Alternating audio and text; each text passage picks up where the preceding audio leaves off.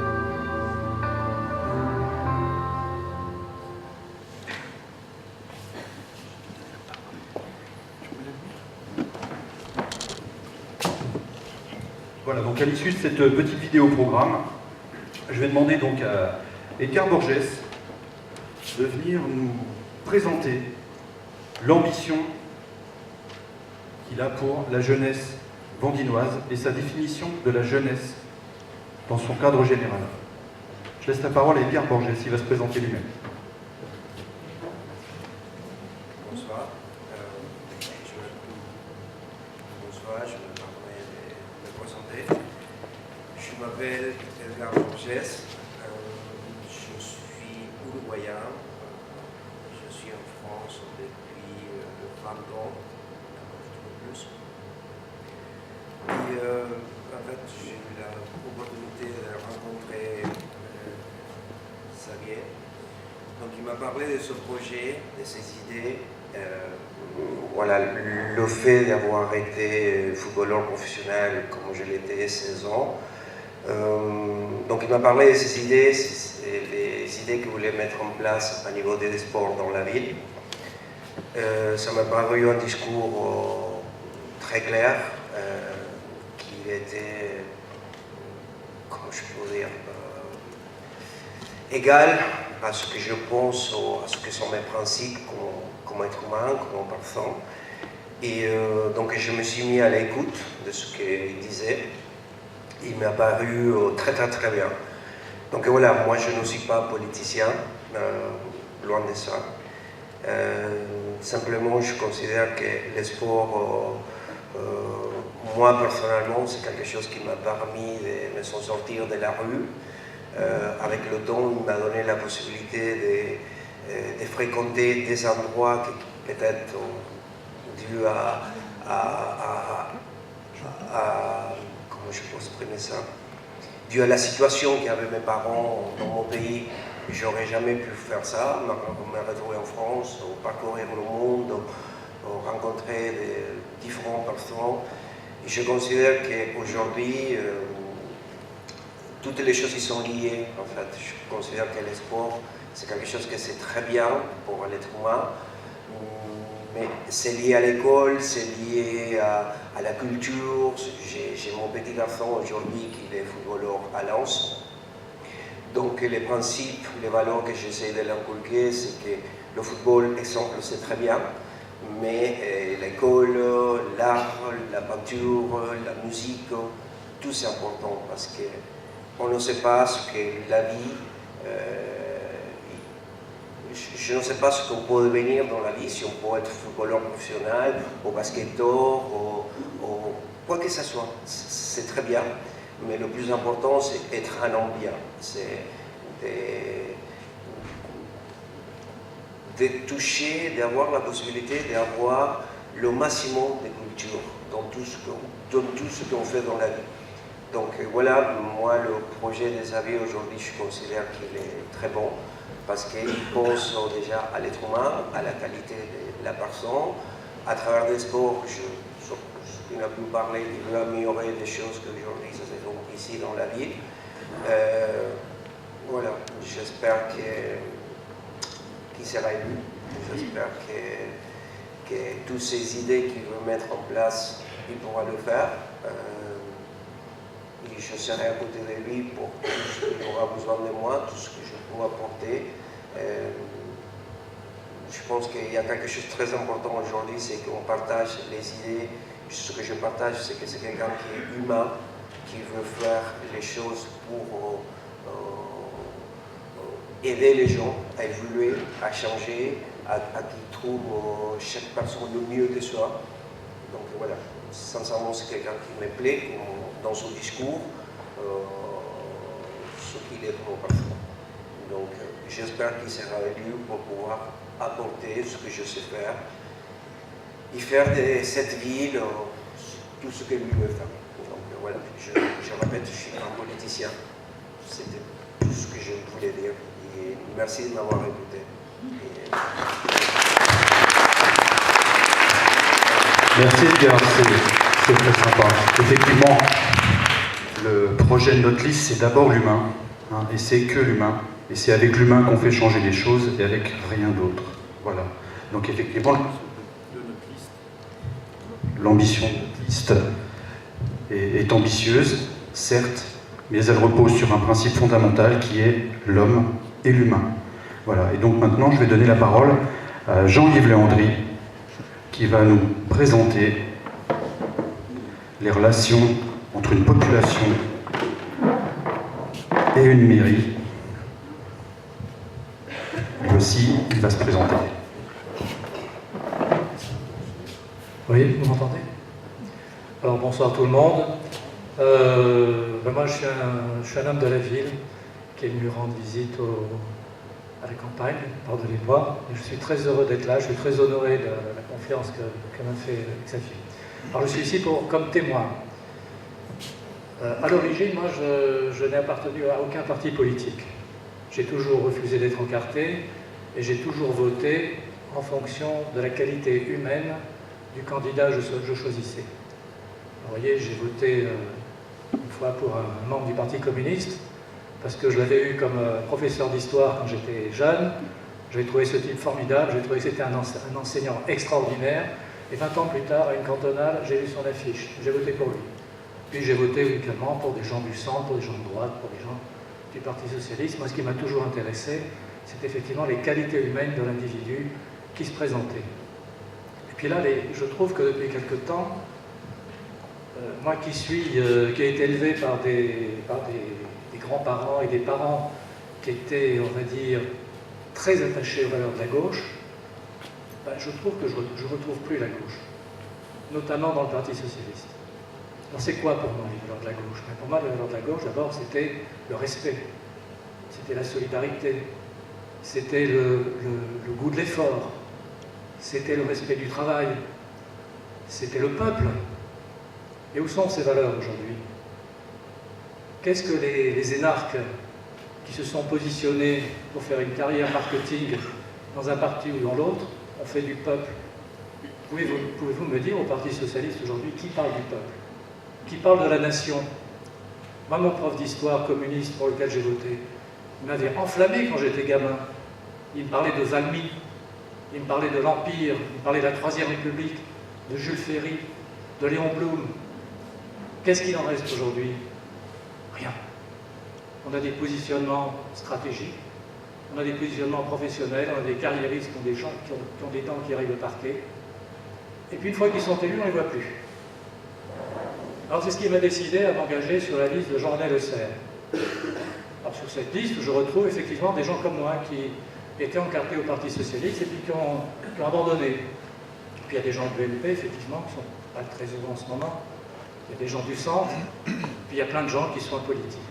Et on a décidé, nous, d'aller au contact des électeurs, pas simplement mettre des tracts dans les boîtes aux lettres, mais d'aller sonner, d'aller tirer les sonnettes, d'aller les voir. Et puis on n'est pas allé dans les quartiers du Vieux-Lille. Moi, j'ai bien aimé aller au contact des gens qui travaillent ou ceux qui, malheureusement, n'ont plus de travail. Donc je suis allé à Fives, je suis allé au Petit Maroc, je suis à l'Homme, à Hélène. Et vous voyez, lundi soir, j'étais à l'île Sud. Alors, ma femme m'a dit, comment tu vas à l'île Sud, quelle malheur, est-ce que tu vas revenir entier, téléphonement? Mais on a été chaleureusement reçus par les gens de l'île Sud, qui nous ont dit, mais vous venez nous voir, vous venez nous parler, vous nous écoutez.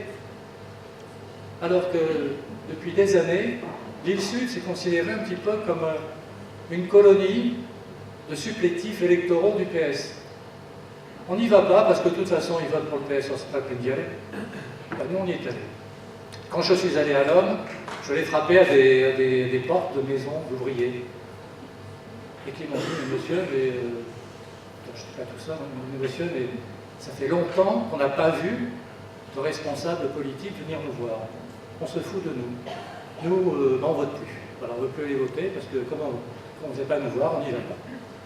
Alors voyez-vous, c'est ça moi, qui m'a motivé, on va dire, dans mon engagement, c'est le devoir que l'on a lorsqu'on est candidat d'une part, et surtout lorsqu'on est élu, de pérenniser ce contact avec les gens. C'est pas tout d'aller écouter les gens, de prendre des notes, moi je veux un passage piéton pour les gosses qui sortent de l'école, ou je veux un rentisseur, ou je veux un lampadaire, ou ceci, cela. Mais encore faut-il apporter des réponses. Il faut dire aux gens, il faut avoir le courage de dire aux gens, mais écoutez, oui, ça c'est faisable, ça on fera un peu plus tard, ça, si on fait cette chose-là, si on choisit ça, ça veut dire qu'il y a un budget qu'on va devoir laisser tomber. Il faut être honnête avec les gens aussi. Il ne faut pas tout promettre, n'importe quoi. Et une fois qu'on a passé, en quelque sorte, un contrat moral avec les futurs électeurs que l'on va rencontrer, eh bien, il faut pérenniser ce contrat. Il ne s'agit pas après de se retirer dans sa tour d'ivoire, de dire, ben voilà, je suis conseiller municipal, la vie est belle, hein, je touche ma petite indemnité, et puis de temps en temps, je viens siéger pour voter. Alors nous, notre idée à nous, effectivement, c'est d'aller au-delà de ce qui existe aujourd'hui à Lille. Aujourd'hui à Lille, il y a des maisons de quartier, très bien, formidable. Le seul problème, c'est que personne n'y va. Pourquoi personne n'y va? Ben, tout simplement parce que ça ne vit pas. Tout simplement parce que les gens qui sont en responsabilité de ces maisons de quartier ne sortent pas de la maison de quartier. Donc il faut aller vers les habitants. Il faut leur faire des propositions, il faut les écouter, il faut les motiver pour venir. Il faut proposer des thèmes qui les intéressent. Si une maison de quartier vous propose l'art pictural des Aztèques au IIIe siècle avant Jésus-Christ, je ne suis pas sûr qu'il y ait grand monde qui vienne. En revanche, si on touche des sujets comme les rythmes scolaires, par exemple, qui est un énorme sujet à Lille, ben là, les gens viennent. Pourquoi les rythmes scolaires? Vous voyez, ça, c'est la démocratie participative à la manière ouvrienne. On décide de faire une convention sur le rythme scolaire. Alors, il y a des gens qui viennent, des parents, des éducateurs qui viennent, des enseignants. On les écoute, ils veulent tous que ce soit le mercredi. Madame oui, c'est très bien, je vous ai écouté, ça sera le samedi. Voilà. Ça ne marche pas. Donc effectivement, on ne peut pas être un maire, c'est pas le Père Noël, un conseil municipal, c'est pas le Père Noël, ça ne peut pas tout donner aux gens, mais la moindre des choses, quand on réunit une convention pour écouter les gens, pour écouter leurs doléances, et que vous avez les parents, les enseignants qui disent c'est mieux le mercredi matin, ben, la moindre des choses dit oui, ok, on va s'arranger pour que ce soit le mercredi matin, et non pas comme ça, arbitrairement, décider que ce soit le samedi. Mais ce sont ces choses-là, moi, que je ne peux plus supporter. Je ne peux plus supporter, par ailleurs, les faux semblants, la lampe de bois. Enfin quoi. Je vais vous donner une information que les médias ne vous donneront pas, mais que vous pouvez trouver sur Internet. Nous, dans le Nord-Pas-de-Calais, on se distingue malheureusement par un phénomène socio-économique. Moi, quand j'ai découvert ça, les bras m'en sont tombés. Il y a un organisme officiel qui s'appelle l'INSEE. L'INSEE a fait une étude très intéressante. L'INSEE a classé les plus grandes villes de France, les villes de plus de 100 000 habitants, en fonction du revenu mensuel moyen fiscalisé des habitants. C'est-à-dire qu'on a pris les revenus que les habitants déclarent au fisc et on a fait une moyenne en fonction du nombre d'habitants. Et vous tombez sur des choses. Et vous voyez par exemple, le Roubaix, tenez-vous bien, le revenu mensuel moyen fiscal par habitant, c'est 10 €. Vous imaginez, Roubaix, 100 000 habitants, ça veut dire que chaque mois, les salaires imposés représentent 1 million d'euros pour 100 000 habitants. Mais comment vivent les autres? L'INSEE fait également un classement des villes, c'est tragique comme classement, où les pauvres sont les plus pauvres. C'est-à-dire vous avez 10% de la population qui est largement en dessous de ce qu'on appelle le seuil de pauvreté, 958 € par mois. Et bien Lille se classe 25e. Roubaix, Tourcoing, Denain, enfin toutes les villes du Nord, Calais, etc. Alors, oui, la crise, oui, il n'y a pas d'emploi, on a tout essayé. Enfin, c'est pas vrai. C'est pas vrai. Regardez. Amazon, les jeunes connaissent Amazon, parce que sur Internet, ils commandent souvent par Amazon. Amazon se présente à Lille en disant, nous, on veut créer un centre, une unité de commande et d'expédition, 2500 emplois. Proposez-nous quelque chose. La mairie a pété fichu de présenter un projet. C'est Lowen Planck, à côté de Douai, qui a remporté le projet. 2500 emplois. Et moi, quand je discute avec les jeunes, notamment ceux de l'île Sud, ils n'en peuvent plus. Quand on vient leur dire, écoutez les gars, vous avez le RSA, on vous fait une table de ping-pong en béton, et vous devez être contents comme ça. Et non, ils ne veulent pas. Ils veulent du boulot. Ils veulent des emplois qui correspondent à leur qualification, soit le bac, soit le bac plus 2. Alors c'est bien de faire venir Euratechnologie. Euratechnologie, c'est bac plus 10. C'est que des Parisiens qui viennent. Il faut dire que les gens qui sont à côté d'Euratechnologie, alors ils sont vachement contents. Hein. Alors voilà. Alors à travers ce témoignage, je voulais simplement vous dire que moi, ce que j'ai aimé dans le projet de Xavier, c'était effectivement de privilégier l'homme, de mettre l'homme au cœur du projet municipal, de faire en sorte, comme disait naguère le conseiller économique d'Henri IV, il disait « il n'est de richesse que d'hommes ». Et je trouve que c'est dommage que dans notre société, on abandonne effectivement complètement l'aspect humain pour se tourner de plus en plus vers l'aspect matériel, vers l'aspect financier des choses. Et cette mondialisation contre laquelle on ne peut rien, eh bien, elle pourrait retrouver un visage humain si déjà, au niveau de la cellule locale, au niveau de la cellule municipale, au niveau de la ville, du village, si on pouvait retrouver effectivement la dimension humaine qui fait que l'homme est capable de se transcender, que l'homme est capable de vivre avec ses congénères en très bonne intelligence. Je crois que j'en ai beaucoup trop dit peut-être, j'ai consacré beaucoup de temps, pardon, mais je voulais faire part avec une certaine passion, une certaine sincérité de ce qu'était mon expérience. Je vous souhaite bon courage pour la suite.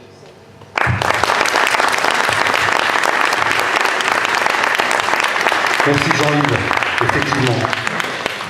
L'humain au cœur de la ville, donc c'est l'ambition de notre liste. Hein. Je me répète, mais j'insiste et je persiste. Effectivement, et Jean-Yves a su très bien démontrer ce qu'on pouvait faire quand on met en valeur l'homme dans une commune. Restons à l'étage où nous sommes, c'est-à-dire au niveau de Vendin-le-Vieil et de notre commune. Voilà. Donc je laisse place donc, au débat.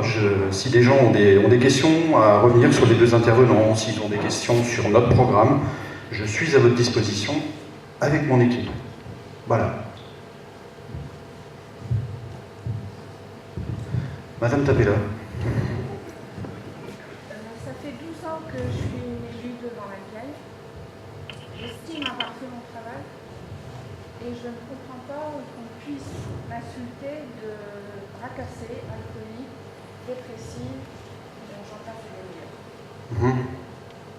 Oui, et donc Même en politique, on ne peut pas dire et faire n'importe quoi. avez-vous entendu ça de ma bouche?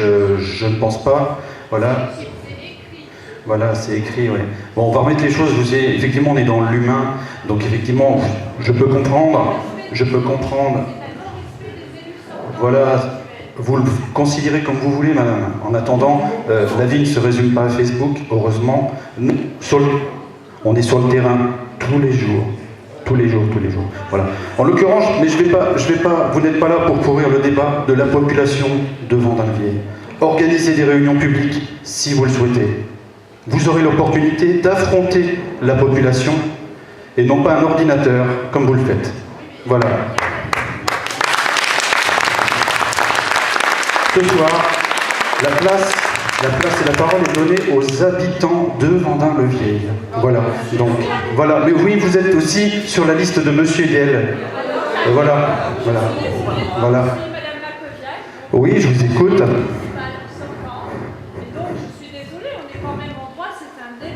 Bien sûr, madame. Bien sûr. Vous dites à un ordinateur, mais seulement vous pensez bien que ça fait le tour. Mais quand on nous traite d'alcoolique, effectivement, comme disait Sylvie, de bras cassés, Dieu sait, j'en passe des vertes et des meilleurs. Qui?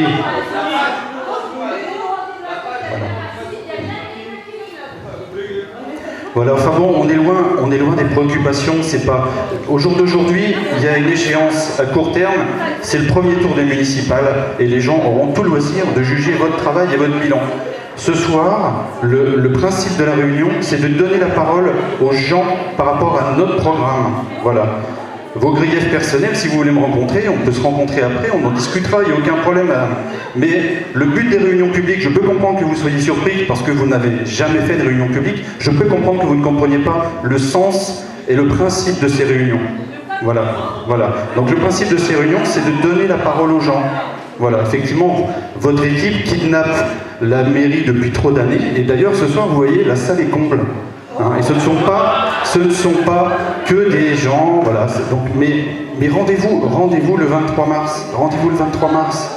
Voilà, essayez d'hausser un petit peu le niveau. Je sais que c'est compliqué, mais hausser un peu le niveau. Le principe de la réunion publique, c'est justement de donner la parole aux Vendinois, parce qu'on leur a pris ce droit. Ils n'ont jamais eu le droit de s'exprimer. Donc nous, on peut revendiquer, vous voyez, l'Union vendinoise, on affronte la population, hein, à 4 reprises, hein, c'est-à-dire que 4 reprises on est venu. La porte est libre.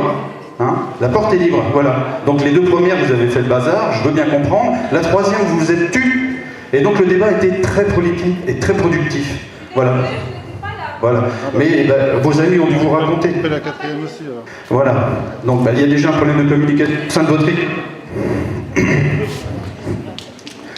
Hein, donc voilà, le principe c'est de donner la parole aux Vendinois et pas aux élus. Voilà, aujourd'hui vous avez eu 6 ans pour avoir la parole et vous adresser à votre population. Voilà, donc à vous de gérer. Voilà, aujourd'hui les gens, s'ils viennent dans des réunions publiques d'une liste d'opposition, si je suis un élu, je m'interrogerai. Voilà, je me mets juste à votre place. À un moment, quand il y a presque 100 personnes dans une liste d'opposition, d'un village qui compte même pas 8000 habitants, c'est sur ça qu'il faut commencer à s'interroger, madame. Et j'ai manqué de respect à personne, et encore moins Madame Tapella, que je respecte, hein, de par mon parcours professionnel, je me verrais bien mal d'aller traiter Madame Tapella, d'accord? Il me semble que j'ai porté la même tenue que son mari pendant 23 ans. Donc voilà, je remets les choses dans l'ordre, entre des propos qu'on me fait tenir, que je n'ai pas tenus. Hein. Et donc en l'occurrence, dans des réunions publiques, vous avez été présente à la première, Madame Tapella, on peut se parler, on peut se croiser, je n'ai jamais manqué de respect à qui que ce soit. D'accord? Facebook, c'est Facebook, d'accord? Mais la vie, c'est pas Facebook. La vie, c'est se parler, c'est d'être en face. Vous avez libre, voilà, voilà. Hein. Il y a des faux profils, madame. Il y a des faux profils. Bon, on m'a traité de fasciste. On m'a traité de fasciste, j'ai dû déposer plainte. Voilà, donc c'est tout, c'est comme ça pour taire. Hein, il y a des faux profils. Voilà, il y a des faux profils sur le Facebook. Effectivement, nous avons la paternité d'avoir ouvert un espace d'expression. Oui, encore une fois, on est les premiers. On a ouvert un espace d'expression. Alors effectivement, tout le monde peut y venir, il faut accepter le débat. Hein. Comme moi, j'accepte absolument le débat, mais me traiter de fasciste, me traiter de Front National, voilà, je pense qu'avec mon ami Edgar, j'ai mis un terme à ça. Hein. Donc à un moment, il faut parler d'autre chose. L'avenir, c'est l'avenir qui est important. Voilà, on peut parler, le passé on ne changera jamais. C'est le présent et l'avenir qui est important. Et au jour d'aujourd'hui, notre rendez-vous de ce soir, c'est l'avenir de Vendin-le-Vieil.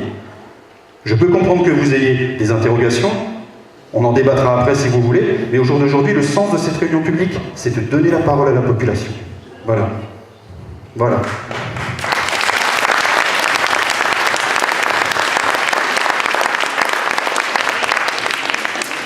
Monsieur Herroir.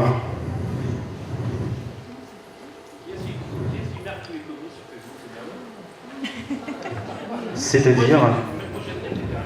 Oui. Oui. Ah, c'est moi qui vous ai traité de fasciste. D'accord. Il y a quelques mois. Oui. De fascistes. D'accord. Ouais, j'en ai pas souvenir, mais bon. C'est avec quelle liste? C'était déjà avec quelle liste? On peut en parler. Hein. Ouais.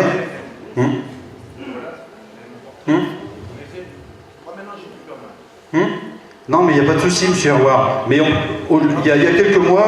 Non, mais... Et donc, le sens de votre... J'ai parlé de monsieur Herroir. Je n'ai jamais parlé de monsieur Herroir dans mes propos. Voilà. Monsieur Herroir, il a monté la liste radicalement lillois. D'accord? Une liste qui avait été orchestrée par le Parti Socialiste lillois. Voilà, d'accord, hein, avec monsieur Benoît Honoré. On va en parler, on est là ce soir, d'accord, hein, donc vous aviez demandé audience à monsieur Yel, qui n'a pas voulu vous recevoir, hein, on peut parler des choses, d'accord. Non, mais on a les tracts, on a tout ça, on peut en parler, effectivement. Nous, on a décidé de monter la liste Union Vendinoise, parce qu'on est dépendant de personne, et surtout pas du Parti Socialiste lillois pour monter une opposition fantôme à monsieur Yel, d'accord. En l'occurrence, dont vous étiez l'un des organisateurs, avec la liste radicalement vendinois. D'accord? Et ça s'appelait comme ça. À Lille, ça s'appelle radicalement lillois. D'accord? Donc vous n'avez pas réussi à monter votre liste parce qu'effectivement, les gens que vous avez rencontrés n'ont pas souhaité vous suivre. Mais c'est pas le sens. Là, encore une fois, on parle de passé, monsieur Herroir. Au jour d'aujourd'hui, vous avez toute l'opportunité de monter une liste électorale, monter une liste, remonter une équipe. Aujourd'hui, nous, l'Union Vendinoise, c'est une équipe, c'est pas qu'une tête de liste. L'Union Vendinoise, elle existe. Elle va se présenter devant les Vendinois pour le vote. Faites-en entendre, avec l'étiquette que vous voulez. Si vous êtes